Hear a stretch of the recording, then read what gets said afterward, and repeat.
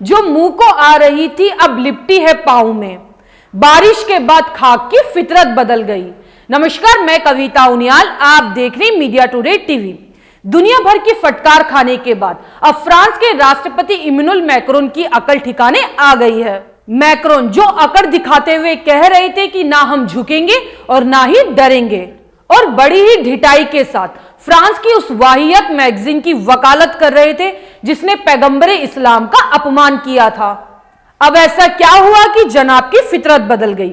मियां Macron ना सिर्फ अपने बयान से पलटे बल्कि उस मैगजीन से भी पल्ला झाड़ लिया जिसने पैगंबर का अपमान किया था। अब ऐसा क्या हुआ कि मैक्रोन दुनिया भर से कहते फिर रहे हैं कि हम मुसलमानों की भावनाओं का सम्मान करते हैं। अब वो इस बात को स्वीकार कर रहे हैं कि पैगंबर मोहम्मद साहब के कार्टून से मुसलमानों की भावनाएं आहत हुई हैं, और अब इसके साथ ही वो दुनिया भर में भड़के मुसलमानों को शांत करने के प्रयास में जुट चुके हैं। ऐसा क्या हुआ हम आपको विस्तार से बताएंगे। ये न्यूज बहुत ही इंपॉर्टेंट होने वाली है, तो न्यूज को आखिर तक देखें। अगर न्यूज अच्छी लगे तो लाइक करें, शेयर करें और हमारे मीडिया टुडे चैनल को सब्सक्राइब करें, और हाँ, बेल आइकन को जरूर प्रेस करें ताकि हमारी न्यूज सबसे पहले आप तक पहुंचे। फ्रांस के राष्ट्रपति मैक्रोन ने अरबी के एक चैनल अल जजीरा को इंटरव्यू देते हुए कहा कि मैं मुसलमानों की भावनाओं को समझता हूं जो आहत हुई हैं। मैं उनका सम्मान करता हूं, लेकिन मैं चाहता हूं कि आप मेरी भूमिकाओं को भी समझें। मेरी भूमिका मामलों को शांत करने की है, जैसे कि मैं यहां कर रहा हूं, लेकिन साथ ही इन अधिकारों की रक्षा करना भी मेरा कर्तव्य है। उन्होंने कहा कि मेरे बयान को मीडिया में गलत तरीके से पेश किया गया और राजनीतिक नेताओं द्वारा मेरे इस बयान के जरिए भ्रम फैलाया गया। सबसे पहली बात, मैक्रोन ने एक अरबी चैनल से ये सारी बातें कही। ये अरबी चैनल अल जजीरा कतर का चैनल है। सबसे पहले फ्रांस के प्रोडक्ट का बहिष्कार भी कतर ने किया था, उसके बाद कुवैत ने किया।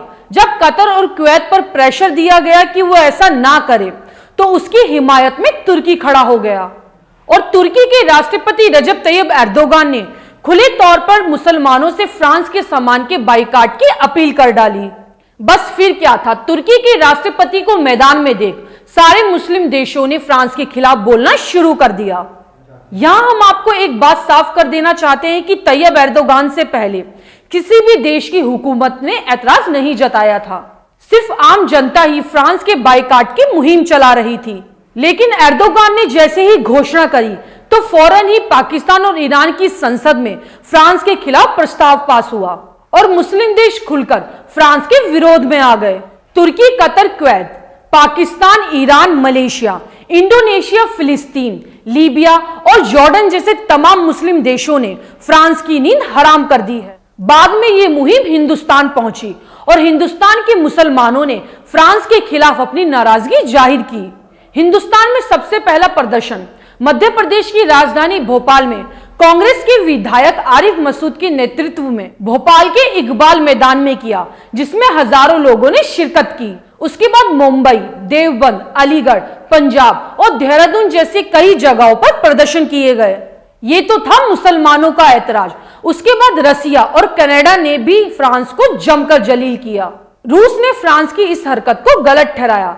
रूस के राष्ट्रपति पुतिन के प्रवक्ता ने मीडिया से कहा कि हमारे देश में चार्ली हेब्दो जैसे नफरती प्रकाशन के लिए कोई जगह नहीं है। हम रूस में किसी भी कीमत पर ऐसा नहीं होने देंगे। हम सभी धर्मों का सम्मान करते हैं। जिसके बाद कनाडा के प्रधानमंत्री जस्टिन ट्रूडो ने फ्रांस को आईना दिखाते हुए कहा कि फ्रीडम ऑफ स्पीच की भी एक लिमिट होती है, जिसके जरिए किसी का अपमान नहीं किया जाना चाहिए। उसके बाद जस्टिन ट्रूडो ने एक उदाहरण देते हुए अपनी बात कही। उन्होंने कहा कि भीड़ भरे सिनेमा हॉल में हमें आग आग चिल्लाने का अधिकार नहीं है। हर अधिकार की भी एक सीमा होती है। साथ ही संयुक्त राष्ट्र ने भी इस पूरे मामले पर अपनी गहरी चिंता जताई है। इन सबके साथ ही लंदन में ब्रिटिश मुसलमानों ने फ्रांस के विरोध में फ्रांस की एम्बेसी के सामने विरोध प्रदर्शन किया। प्रदर्शनकारियों ने पहले लंदन में फ्रांस की एम्बेसी के सामने नमाज पढ़ी और फिर उसके बाद नारेबाजी करते हुए फ्रांस के खिलाफ अपना विरोध दर्ज कराया। इन सबको देखते हुए फ्रांस सरकार के तोते उड़ गए और फ्रांस सरकार की जो मिट्टी पलीत हुई उसे देखते हुए फ्रांस के राष्ट्रपति को बैकफुट पर आना पड़ा और आखिरकार मैक्रोन को अरबी चैनल पर आकर बाक करना पड़ा। अब मिलेंगे अगली खबर के साथ। आपको न्यूज कैसी लगी कमेंट करके जरूर बताएं।